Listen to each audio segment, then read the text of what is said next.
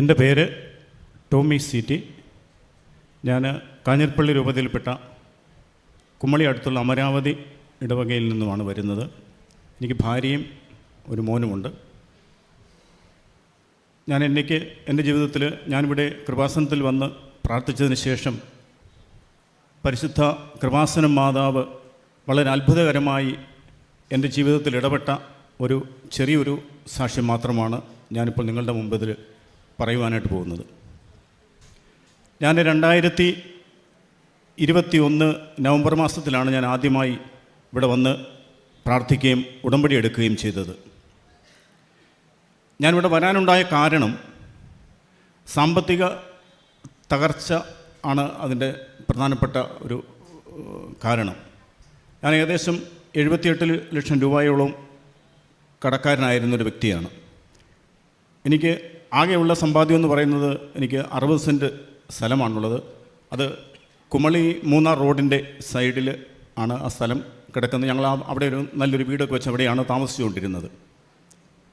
ഞാൻ ഈ വീട് പണിത വകയിൽ എനിക്കൊരു 18 ലക്ഷം രൂപ കടം വരികയും പിന്നീട് ആ കടം വീട്ടുവാനായിട്ട് സാധിക്കാത്ത അവസ്ഥയിൽ വളരെ കൊള്ള പലിശയ്ക്ക് വരെ പൈസ വാങ്ങിച്ച് ഞാൻ ഏകദേശം ഒരു 78 ലക്ഷം രൂപയോളം കടക്കാരനായി. ഇതിനിടയിൽ ഞാനൊരു സംഗീത അധ്യാപകനാണ്. ഞാൻ ക്ലാസ്സുകളൊക്കെ എടുത്തുകൊണ്ടിരുന്ന ആ കൊറോണയുടെ സമയത്ത് സ്കൂളുകളിലൊക്കെ ക്ലാസ് എടുത്തിരുന്നു. ആ ക്ലാസ്സുകളെല്ലാം നിലച്ചുപോയി. സാമ്പത്തികമായിട്ട് നമുക്ക് വരുമാനങ്ങളൊന്നുമില്ലാത്തൊരവസ്ഥയിലേക്ക് കാര്യങ്ങൾ നീങ്ങി. അങ്ങനെ വളരെ കഷ്ടതയിൽ ഞങ്ങൾക്കാകെ ഉള്ള സമ്പാദ്യം വിറ്റ് കടം വീട്ടുവാനായിട്ടാണ് ഞങ്ങൾ തീരുമാനിച്ചത്. അപ്പോൾ അങ്ങനെ തീരുമാനിച്ചതിൻ്റെ ഭാഗമായിട്ടാണ് ഞാനിവിടെ ഈ കൃപാസനത്തിൽ വന്ന് പ്രാർത്ഥിക്കുകയും ഉടമ്പടി എടുക്കുകയും ചെയ്തത്. ഉടമ്പടി എടുത്ത് പ്രാർത്ഥിച്ചു. ഏകദേശം പിന്നീട് രണ്ടാമത് എനിക്ക് ഒന്നുകൂടെ വന്ന് ഉടമ്പടി പുതുക്കുവാനായിട്ട് എനിക്ക് സാധിച്ചില്ല. പലപ്പോഴും വരുവാനായിട്ട് ഒരുങ്ങുമ്പോൾ വണ്ടിക്കൂലിക്ക് ചിലപ്പോൾ പൈസ കാണത്തില്ല. ഏകദേശം ഞാനിവിടെ വന്ന് തിരിച്ച് വീട്ടിൽ ചെല്ലുമ്പോൾ ബസ് ഫെയർ തന്നെ 500 രൂപയാവും. പിന്നെ ഭക്ഷണത്തിന് ചിലവുകൾ അത് ഇല്ലാത്ത ഒരു സാഹചര്യത്തിൽ പലപ്പോഴും എനിക്ക് വരുവാനായിട്ട് പല തടസ്സങ്ങളും ഉണ്ടായി. പക്ഷേ അതൊക്കെ ഇപ്പോൾ ഞാൻ മനസ്സിലാക്കുന്നത് തമ്പുരാനിലേക്ക് കൂടുതൽ അടുക്കുവാനായിട്ട് പരിശുദ്ധ അമ്മ എന്നെ ഒരുക്കുകയായിരുന്നു എന്ന് ഇപ്പോൾ എനിക്കത് ബോധ്യപ്പെട്ടിട്ടുണ്ട്. ഈ ദിവസങ്ങളിലൊക്കെയും ഞങ്ങൾ കൃപാസനത്തിൽ വന്ന് പ്രാർത്ഥിച്ച് വെളുപ്പിനെ 5:30 ഞാനും വൈഫ് ഒരുമിച്ച് ഞങ്ങൾ മാതാവിൻ്റെ പ്രാർത്ഥന ചെല്ലും. വൈകുന്നേരം ഞങ്ങൾ ഒരുമിച്ച് പ്രാർത്ഥിക്കുമ്പോഴും വൈകുന്നേരത്തെ തിരികെ വെച്ച് ഞങ്ങൾ പ്രാർത്ഥനയൊക്കെ ചെല്ലും, വിശ്വാസ പ്രമാണം ചൊല്ലും. അങ്ങനെ ഡെയിലി ഒരു 4 കൊന്ത 5 കൊന്തയൊക്കെ ഞാനും യാത്രയിൽ ഉടനീളം ചെല്ലുമായിരുന്നു. അതുപോലെ വൈഫും ഒത്തിരി പ്രാർത്ഥിക്കുമായിരുന്നു. എൻ്റെ മോന് ഡിഗ്രിയൊക്കെ കഴിഞ്ഞ് അവന് ലോജിസ്റ്റിക്സ് പഠിച്ചിട്ട് അവന് ജോലിക്ക് കിട്ടാതെ പല വാതിലുകളിൽ ഞങ്ങൾ ഈ സമയത്ത് മുട്ടുന്നുമുണ്ടായിരുന്നു. പക്ഷേ ഒത്തിരി വാതിലുകൾ പോലും തുറക്കപ്പെട്ടിട്ടില്ലായിരുന്നു. രണ്ടാമത് ഞാൻ ഉടമ്പടി ഒന്ന് പുതുക്കുവാനും ജോസഫ് അച്ഛനെ ഒന്ന് കണ്ട് പ്രാർത്ഥിക്കുവാനുമായിട്ട് വളരെ ആഗ്രഹിച്ചു.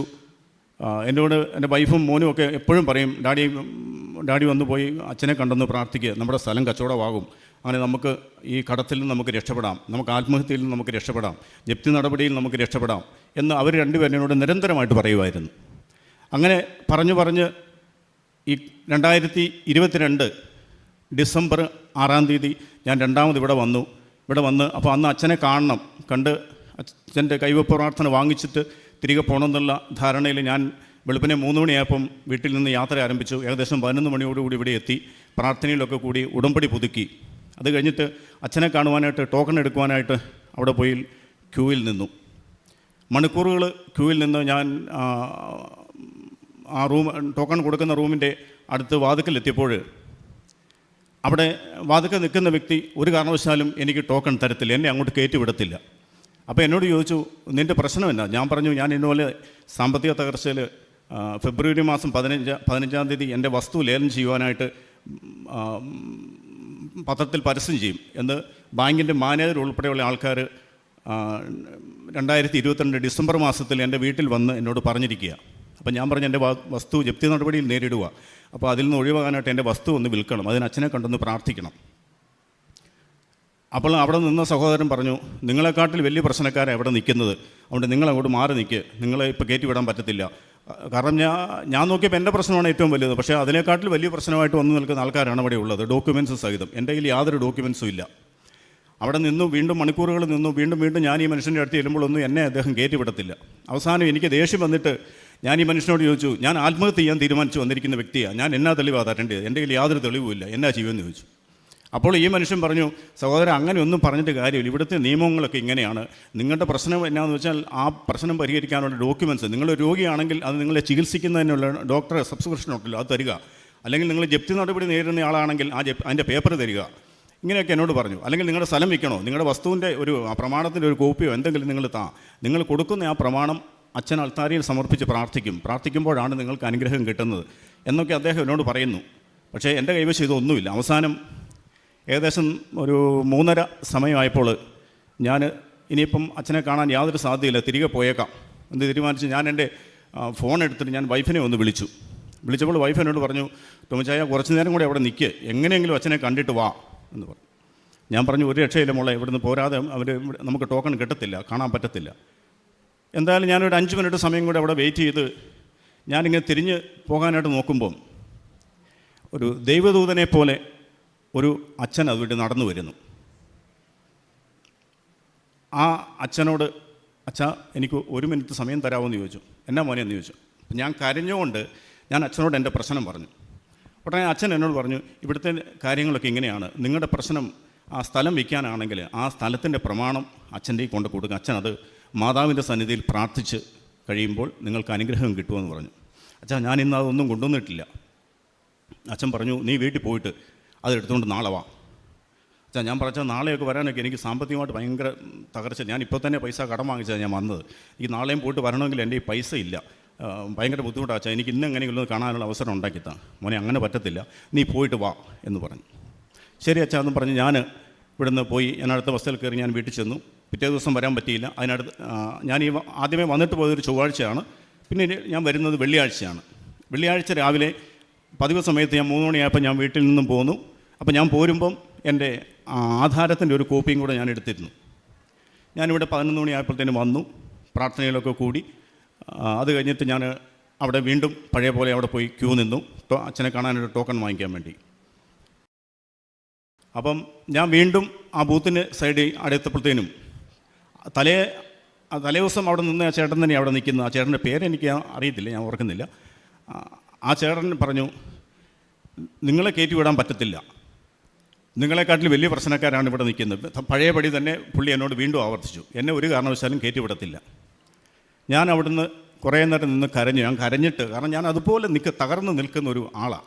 എനിക്ക് ആകെ ഉള്ളതെന്ന് പറഞ്ഞാൽ ഞാൻ പറഞ്ഞു 84 സെൻറ്റ് സ്ഥലമാണ്, അതിൻ്റെ അകത്ത് 24 സെൻറ്റ് ചേട്ടൻ്റെ വീതമാണ്, ബാക്കി 60 സെൻറ്റ് സ്ഥലമേ ഉള്ളൂ എനിക്ക്. അത് വിറ്റാൽ പോലും വീഴാൻ പറ്റാത്ത കടമാണ് എനിക്കുള്ളത്. അപ്പം ഞാൻ തകർന്ന് തരിപ്പണമായി നിൽക്കുക. ഞാൻ അവിടുന്ന് കുറച്ച് നേരം അവിടെ നിന്ന് കരഞ്ഞു കഴിഞ്ഞിട്ട് ഞാൻ വീണ്ടും അവിടെ ക്യൂവിൽ പോയി നിന്നിട്ട് വീണ്ടും ഈ ബൂത്തിന് അടുത്തപ്പം ഞാൻ എന്തായാലും എൻ്റെ ചെവിയിൽ ആരോ മന്ത്രിക്കുന്നു, ആൻ്റണിയച്ചൻ പറഞ്ഞിട്ട് വന്നാന്ന് പറയാൻ പറഞ്ഞു. ഞാൻ ഉടനെ ആ മനുഷ്യനോട് പറഞ്ഞു, പ്രഭു ആൻ്റണിയച്ചൻ പറഞ്ഞിട്ടാണ് ഞാൻ ഇന്ന് വന്നത്, ഇന്നതാണ് എൻ്റെ പ്രശ്നം എന്ന് പറഞ്ഞു. അപ്പോൾ ആ മനുഷ്യൻ എന്നോട് പറയുക, പ്രഭു ആൻ്റണിയച്ചനോട് എന്നെ ഒന്ന് വിളിക്കാൻ പറയാൻ പറഞ്ഞു. ഞാൻ എങ്ങനെയാണ് ചെയ്യുന്നത്? ഈ പ്രഭു ആൻ്റണിയച്ചൻ ഞാൻ എവിടെ പോയി കണ്ടുപിടി? ഇവിടെ 10,000 കണക്കിന് ആൾക്കാർ നിൽക്കുന്നു, ഒത്തിരി അച്ഛന്മാരുണ്ട്. ഇതിനകത്ത് പ്രഭു ആൻ്റണിയച്ചനെ നോക്കിയിട്ട് കണ്ടുപിടിക്കാൻ ഒരു മാർഗ്ഗവുമില്ല. അവസാനം ഞാനിവിടെ ഒരു സിസ്റ്ററിനോട് ചോദിച്ചു. അപ്പോൾ സിസ്റ്റർ പറഞ്ഞു, അച്ഛൻ കുമ്പസാരിപ്പിക്കുക എന്ന് പറഞ്ഞു. രക്ഷപ്പെട്ടല്ലോ എന്നോർത്ത് ഞാൻ ഓടി മുകളിൽ ചെന്നപ്പം കുറേ അച്ഛന്മാർ പല കുമ്പസാരക്കൂടുകളിലിരുന്ന് കുമ്പസാരിപ്പിക്കുന്നുണ്ട്. ഇതിൽ ഏത് കുമ്പസാരക്കൂട്ടിലാണ് പ്രഭു ആൻ്റണിയച്ചൻ ഇരിക്കുന്നതെന്ന് എനിക്കറിയത്തില്ല, എങ്ങനെ കണ്ടുപിടിക്കും? യാതൊരു മാർഗ്ഗവുമില്ല. അപ്പോഴും ദൈവം എന്നെ കൈവിട്ടില്ല. മറ്റൊരു ദൈവദൂതനെ എൻ്റെ മുമ്പിൽ പ്രതിഷ്ഠപ്പെടുത്തി. ഒരു കൊച്ചച്ഛൻ കുമ്പസാരക്കൂട്ടിൽ നിന്ന് ഇറങ്ങി വരുന്നു. ഞാൻ ഉടനെ ഈ അച്ഛനോട് ചോദിച്ചു, അച്ഛാ എന്നെ ഒന്ന് സഹായിക്കാമോ? ഇത്രയും ഞാൻ പറഞ്ഞുള്ളൂ. ഉടനെ അച്ഛൻ എന്നോട് പറഞ്ഞു, മോനെ ഞാൻ ഇവിടെയുള്ള ആളല്ല, എനിക്കിവിടെ വേറെ പ്രത്യേകിച്ച് റൈറ്റ് ഒന്നുമില്ല. അതെ, ആ പ്രഭു ആൻ്റണിയച്ചൻ ആ കൂട്ടിലുണ്ട്, അങ്ങോട്ട് ചെന്ന് അച്ഛനെ കണ്ടോളാൻ പറഞ്ഞു. അപ്പോൾ എനിക്ക് കാണേണ്ട ആളെന്ന് പറയുന്നത് പ്രഭു ആൻ്റണിയച്ചനാണ്. അതിന് ദൈവം ഒരു വഴി ഒരുക്കി ആ കൂടെ എനിക്ക് കറക്റ്റ് കാണിച്ചു തന്നു. ആ ആൾ എഴുന്നേൽക്കുമ്പോൾ അവിടെ പോയി ഇങ്ങനെ കൊട്ടിയാൽ മതി, അച്ഛനെ കാണാൻ പറ്റുമെന്ന് പറഞ്ഞു. കുമ്പസാരിച്ചു കൊണ്ടിരുന്ന ആൾ എഴുന്നേറ്റ് പോയി. ഉടനെ ഞാൻ അവിടെ ചെന്ന് വാതിലയിൽ ഇങ്ങനെ കൊട്ടി, അച്ഛൻ കണ്ടു. അച്ഛനോട് ഞാൻ കാര്യങ്ങൾ പറഞ്ഞു. ഉടനെ അവിടെ ഇരുന്നുകൊണ്ട് തന്നെ അച്ഛൻ ഫോൺ എടുത്തിട്ട് ഇവിടെ നിൽക്കുന്ന ആളെ വിളിച്ചു. ഞാൻ പറഞ്ഞിട്ട് വന്ന ആളെ, പുള്ളിയുടെ ഭയങ്കര പ്രശ്നമാണ്, കൊണ്ട് പുള്ളിക്ക് ഒരു ടോക്കൺ കൊടുക്കണം എന്നെല്ലാം പറഞ്ഞു. പൊക്കോളാൻ പറഞ്ഞു. ഞാൻ താഴെ ഇറങ്ങി വന്നു. ഞാനിവിടെ വന്നപ്പോഴത്തേനും ബാ എന്ന് പറഞ്ഞ് വലിയ VIP വിളിക്കുന്ന പോലെ വാ എന്നും പറഞ്ഞ് എന്നെ വിളിച്ചു. പുള്ളി എനിക്ക് ടോക്കൺ തന്നു. ഞാൻ ആ ടോക്കണും കൊണ്ട് ഇവിടെ വന്നു മുട്ടുകുത്തി പ്രാർത്ഥിച്ചുകൊണ്ട് ഇരിക്കുന്ന സമയത്ത് ബഹുമാനപ്പെട്ട ജോസഫ് അച്ഛൻ പലർക്ക് വേണ്ടിയിട്ട് ഇവിടെ പ്രാർത്ഥിക്കുന്നുണ്ട്. അപ്പം എൻ്റെ ഒഴിവായപ്പോൾ ഞാനും കുറേ ആൾക്കാർ ഇവിടെ ഇതുപോലെ മുട്ടയിൽ നിന്ന് എൻ്റെ അടുത്ത് അച്ഛൻ വന്നിച്ച് ഒരു ക്രൂശിത രൂപം എൻ്റെ കയ്യിൽ തന്നു. എന്നിട്ട് എന്നോട് പറഞ്ഞു, നീ പ്രാർത്ഥിച്ചോളാൻ പറഞ്ഞു. ഞാൻ പ്രാർത്ഥിച്ചു. അത് കഴിഞ്ഞിട്ട് ഞാൻ ഈ ഡോക്യുമെൻ്റ് അച്ഛൻ്റെ കൊടുത്തു. അച്ഛനെ കൊടുക്കുന്നതിന് മുമ്പ് അച്ഛൻ എന്നോട് ചോദിച്ചു, എടാ നിനക്ക് ഇത്രയും രൂപ കടമുണ്ടല്ലോ, ഈ കടം വീട്ടാൻ നിൻ്റെ മുന്നിലുള്ള സ്ഥായിയായ മാർഗ്ഗം എന്താണ് എന്ന് അച്ഛൻ എന്നോട് ചോദിച്ചു. അപ്പോൾ അച്ഛനോട് ഞാൻ പറഞ്ഞു, അച്ഛാ ഈ ഒരു മാർഗ്ഗമേ ഉള്ളൂ, എൻ്റെ വസ്തുവിൻ്റെ പ്രമാണമാണിത്. ഈ വസ്തു വിറ്റാൽ മാത്രമേ എനിക്ക് എൻ്റെ കടം വിടാൻ പറ്റത്തുള്ളൂ എന്ന് പറഞ്ഞു. നീ പ്രാർത്ഥിച്ചോളം പറഞ്ഞ അച്ഛൻ ഈ ഡോക്യുമെൻ്റ് വാങ്ങിച്ച് പരിശുദ്ധ അമ്മയുടെ സന്നിധിയിൽ പോയി അച്ഛൻ അവിടെ നിന്ന് ഈ പ്രമാണത്തെ സമർപ്പിച്ച് അച്ഛൻ പ്രാർത്ഥിച്ചിട്ട് അച്ഛൻ തിരിഞ്ഞവിടെ നിന്ന് ഇങ്ങോട്ട് വരുമ്പോൾ അത്ഭുതമെന്ന് പറയട്ടെ, അച്ഛൻ്റെ മുഖത്തു നിന്നും വലിയൊരു പ്രകാശം എൻ്റെ മുഖത്തേക്ക് അടിക്കുകയാണ്. അച്ഛൻ്റെ മുഖം വളരെ പ്രസന്നമാണ്. അതോടൊപ്പം അച്ഛൻ്റെ മുഖം പ്രസന്നമായിരിക്കുന്നത് കണ്ടപ്പോൾ എൻ്റെ ഉള്ളിലും വലിയൊരു സന്തോഷം ഇങ്ങനെ നിറയുന്നുണ്ട്. അച്ഛൻ എൻ്റെ അടുത്ത് വന്ന് തലയൊക്കെ വെച്ച് പ്രാർത്ഥിച്ചിട്ട് എന്നെ എഴുന്നേപ്പിച്ചിട്ട് മുഖത്തിങ്ങനെ തട്ടിയിട്ട് അച്ഛൻ എന്നോട് പറഞ്ഞു, നീ ധൈര്യമായിട്ട് പൊക്കോടാന്ന് പറഞ്ഞു. പ്രിയ സഹോദരങ്ങളെ, ഞാൻ വീട്ടിൽ ചെന്നു. 1 മാസം തികഞ്ഞില്ല, അതിനു മുമ്പായി പരിശുദ്ധ അമ്മ അത്ഭുതകരമായിട്ട് എൻ്റെ ജീവിതത്തിൽ ഇടപെട്ട് എൻ്റെ വസ്തുവിന് കച്ചവടം നടത്തി തന്നു. ജനുവരി മാസത്തിൽ എൻ്റെ വസ്തു കച്ചവടമാകുന്നു. ആ ജനുവരി മാസത്തിൽ കച്ചവടമായില്ലെങ്കിൽ ഫെബ്രുവരി 15-ാം തീയതി പത്രത്തിൽ പരസ്യം വരും എൻ്റെ വസ്തു ലേലം ചെയ്യുന്നതായിട്ട്. ആ വലിയ അപകടത്തിൽ നിന്ന് പരിശുദ്ധ അമ്മയുടെ മധ്യസ്ഥതയാൽ തമ്പുരാൻ എന്നിലേക്ക് വലിയ കൃപ ചൊരിഞ്ഞു. ഞാൻ വസ്തു വിറ്റു, പൈസ വാങ്ങി കൊടുക്കാനുള്ള ആൾക്കാരുടെ എല്ലാവരുടെയും പൈസ എല്ലാം കൊടുത്തു. ഞങ്ങളൊരു ഒരേക്കർ സ്ഥലം ഇപ്പോൾ ഒറ്റയ്ക്ക് എടുത്ത് അവിടെ ഏലകൃഷിയാണ്. അതോടൊപ്പം തന്നെ തമ്പുരാൻ എനിക്കൊരു വീടും ക്രമീകരിച്ച് തന്നു. ആ വീട്ടിൽ ഇപ്പോൾ ഞാനും വൈഫും ഇപ്പോൾ ഞങ്ങൾ 2 പേരും ഒരുമിച്ച് സന്തോഷകരമായിട്ട് ഇപ്പോൾ അവിടെ താമസിക്കുന്നു. പൈസ കൊടുക്കാനുള്ള ആൾക്കാർക്ക് എല്ലാവർക്കും തന്നെ പൈസ 90%, 99% പൈസ കൊടുത്തു എന്ന് പറയാം. 1-2 വ്യക്തികൾക്ക് മാത്രം കുറച്ച് പൈസ കൊടുക്കാനുണ്ട്. പക്ഷെ അവരൊക്കെ എന്നോട് പറഞ്ഞു, ആദ്യം നിങ്ങളൊരു വീടും സ്ഥലവും കൂടി എടുക്ക്, അത് കഴിഞ്ഞിട്ട് അതിൽ നിന്ന് വല്ല ആദായമൊക്കെ എടുത്തിട്ട് ഞങ്ങൾക്ക് ഞങ്ങളുടെ ബാക്കിയുള്ള പൈസ തന്നാൽ മതി എന്ന് പറഞ്ഞ് അവരും എന്നെ ശരിക്കും പറഞ്ഞാൽ അനുഗ്രഹിക്കുകയായിരുന്നു. അങ്ങനെ പരിശുദ്ധ അമ്മ എൻ്റെ ജീവിതത്തിൽ ഇടപെട്ട് വലിയ അത്ഭുതം എൻ്റെ ജീവിതത്തിൽ പ്രവർത്തിച്ചു. അത് കൂടാതെ ഞാനിവിടെ വന്ന് പ്രാർത്ഥിച്ചതിൻ്റെ ഫലമായിട്ട് എൻ്റെ മോന് ബാംഗ്ലൂർ ഒരു കമ്പനിയിൽ, ബ്ലഡ് ലോജിക് എന്ന് പറയുന്ന ഒരു കമ്പനിയിൽ അവന് ഇപ്പോൾ ജോലിയും അവിടെ ലഭിച്ചു. ഇനിയും തുടർന്ന് അവന് വിദേശത്തേക്ക് പോകാനായിട്ടുള്ള പരിശ്രമത്തിലാണ് ഇപ്പോൾ അതിനുള്ളൊരു പേപ്പറുകളൊക്കെ ഏകദേശമൊക്കെ ഒന്ന് റെഡിയായി വരുന്നുണ്ട്. അപ്പോൾ നിങ്ങളുടെ എല്ലാവരുടെയും പ്രാർത്ഥനയിൽ എന്നെയും എൻ്റെ കുടുംബത്തെയും ഓർക്കണമേ. അതുപോലെ പരിശുദ്ധ അമ്മ കൃപാസന മാതാവ് എൻ്റെ ജീവിതത്തിലേക്ക് ചൊരിഞ്ഞ ആ വലിയ അനുഗ്രഹത്തിന് 1000 നന്ദി ഞാൻ ദൈവത്തിന് അർപ്പിക്കുന്നു. ഇത്രത്തോളം യഹോവ സഹായിച്ചു, ഇത്രത്തോളം ദൈവം എന്നെ നടത്തി, ഒന്നുമില്ലായ്മയിൽ നിന്നെന്നെ ഉയർത്തി, ഇത്രത്തോളം യഹോവ സഹായിച്ചു. നമ്മൾ ശ്രവിച്ച ടോമി സി.ടി. കുമ്പിളിൽ നിന്ന് വന്ന സഹോദരൻ അനുഭവ സാക്ഷ്യമായിരുന്നു. നമ്മൾ വചനത്തിൽ കാണുന്നുണ്ട് തളർവാദ രോഗിയെ യേശു സുഖപ്പെടുത്തുന്നത്. യേശുവിൻ്റെ മധ്യത്തിലേക്കായിരിക്കുന്ന സ്ഥലത്ത് ജനക്കൂട്ടമായത് കാരണം കൊണ്ടുവരാൻ പറ്റാത്തത് കൊണ്ട് അവിടുത്തെ മേൽക്കൂര വിളിച്ച് ജനം ആ തളർവാദ രോഗിയെ യേശുവിൻ്റെ മധ്യത്തെ കൊണ്ട് കിടത്തിയപ്പോഴാണ് നിൻ്റെ പാപം ക്ഷമിക്കപ്പെട്ടിരിക്കുന്നു, കിടക്കയും എടുത്ത് നടക്കുവാനായിട്ട് യേശു ആവശ്യപ്പെടുന്നു. നമ്മളവിടെ കാണുന്നൊരു പ്രത്യേകത ജനത്തിൻ്റെ അടിയുറച്ച വിശ്വാസമാണ്. ജനത്തിന് ആ മനുഷ്യനോടുണ്ടായിട്ടുള്ള സ്നേഹവും കർത്താവിലുള്ള വിശ്വാസവും, ആ വിശ്വാസ നിമിത്തം വേറെ എങ്ങും കൊണ്ടുപോകാതെ ആ മനുഷ്യനെ യേശുവിൻ്റെ അടുത്ത് മാത്രം കൊണ്ടുവന്നാൽ മതിയെന്ന് അടിയുറച്ച് ഈ ജനം വിശ്വസിക്കുക. അതുമാത്രമല്ല, അവർക്ക് പെട്ടെന്ന് അടുത്തേക്ക് വരാൻ പറ്റാത്തത് കാരണം ആയിരിക്കുന്ന സ്ഥലത്തിൻ്റെ മേൽക്കൂര പൊളിച്ചു കൊണ്ടുവന്ന് കിടത്തുകയാണ്. ആ ജനക്കൂട്ടത്തിനിടയിൽ അവരെ വരിഞ്ഞു മാറ്റി നടുക്ക് കൊണ്ടുവന്ന് കിടത്തുക. അപ്പം അത്രയും കഷ്ടപ്പെട്ട് അവർ ആ തളർവാദ രോഗിനെ കൊണ്ടുവന്ന് നിർത്തുവാൻ കാരണം അവർക്ക് കർത്താവിലുള്ള ശക്തിയിലുള്ള അടിയുറച്ച വിശ്വാസമുണ്ടായിരുന്നു.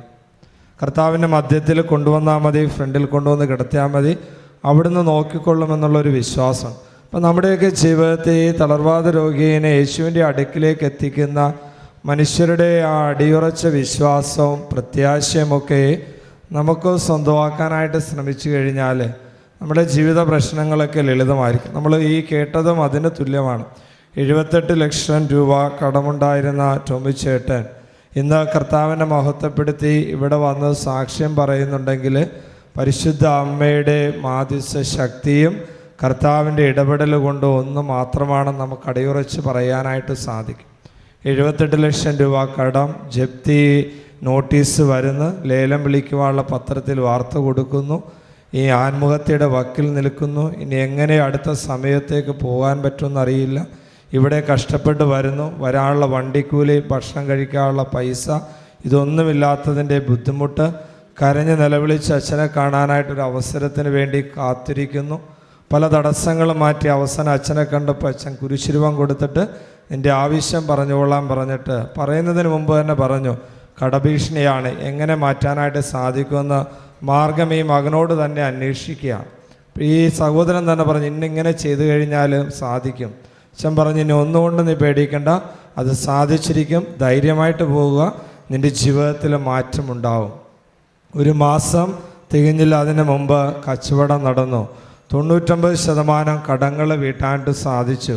ഒറ്റയ്ക്ക് ഇപ്പോഴും താമസിക്കുന്നു. ബാക്കി 1% കടം കൊടുക്കാനുള്ളവർ പറഞ്ഞു, നിങ്ങൾക്ക് സ്വന്തമായൊരു വീടും സ്ഥലമൊക്കെ ആദ്യം ഉണ്ടാവട്ടെ, അതിന് ശേഷം നോക്കിയാൽ മതി. ഇന്ന് വളരെ സന്തോഷത്തോടു കൂടി ഒരു സംഗീത അധ്യാപകൻ ദൈവത്തെ മഹത്വപ്പെടുത്തി വാഴ്ത്തി പാടുന്ന വ്യക്തി ഇന്ന് നമ്മുടെ മുന്നിൽ വളരെയധികം ശാന്തമായ മനസ്സോടുകൂടിയും പേടിയില്ലാത്ത ഒരു ഹൃദയത്തോടു ഉറച്ചു നിൽക്കുന്ന സാക്ഷ്യം പറയുവാൻ സാധിക്കുന്നുണ്ടെങ്കിൽ അമ്മ മറിയം ഭയങ്കരമായിട്ട് ജീവിതത്തിൽ സഹായിച്ചതുകൊണ്ടും സംരക്ഷിക്കുന്നത് കൊണ്ടുമാണ്. അപ്പോൾ അവളുടെ ജീവിതത്തിൽ ഇപ്രകാരം പരിശുദ്ധ അമ്മ നേർക്കുനേരെ നിന്ന് ഇടപെടുന്നുണ്ടെങ്കിൽ നമ്മുടെ ജീവിതത്തിലും പരിശുദ്ധ അമ്മ താങ്ങിക്കൊള്ളുമെന്നുള്ളൊരു ഉറപ്പും പ്രത്യാശയുമാണ് നമുക്കുണ്ടായിരിക്കും. നമുക്ക് ഈ സൗദിനോർത്ത് കരങ്ങൾ അടിച്ച് പരിശുദ്ധ അമ്മയ്ക്ക് നന്ദി പറഞ്ഞുകൊണ്ട് അത്യപൂർവ ദൈവാനുഭവങ്ങൾ ഇനി നിങ്ങൾക്കും സ്വന്തം. ഈ യൂട്യൂബ് ചാനൽ ഇതുവരെ സബ്സ്ക്രൈബ് ചെയ്തിട്ടില്ലെങ്കിൽ ഇപ്പോൾ തന്നെ സബ്സ്ക്രൈബ് ചെയ്യുക. ഈ വീഡിയോ ഇപ്പോൾ തന്നെ നിങ്ങളുടെ സുഹൃത്തുക്കൾക്ക് ഷെയർ ചെയ്തുകൊണ്ട് കർത്താവിൻ്റെ പ്രേക്ഷിതരാകുക.